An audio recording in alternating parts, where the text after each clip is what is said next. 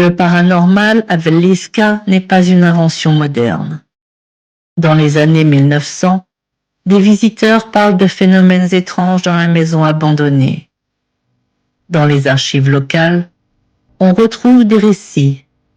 Bruit de pas à la nuit, voix étouffées, portes qui se ferment seules, objets qui se déplacent, et l'impression d'être observé depuis l'étage.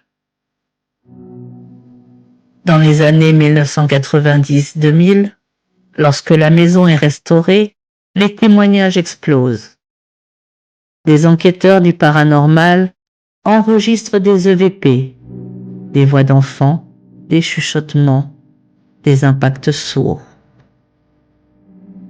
Une équipe rapporte une phrase captée dans la chambre du haut. Don't go upstairs. En français, ne monte pas. D'autres parlent d'une ombre traversant le couloir. Des visiteurs affirment ressentir une pression sur la poitrine dans la chambre des parents. Les phénomènes sont cohérents, récurrents et répétés. Aujourd'hui, la maison de Welliska est une attraction morbide, mais aussi un lieu d'étude. Des centaines d'enquêteurs y sont passés. Certains n'ont rien vu, d'autres ont vu l'inexplicable.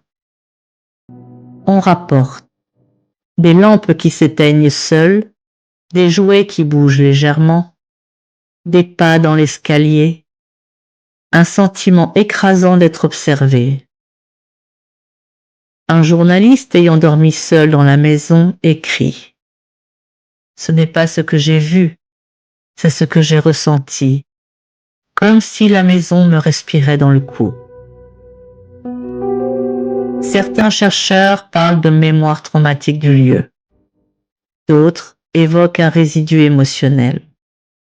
D'autres encore, plus sceptiques, mettent en avant la suggestion, la peur, l'attente.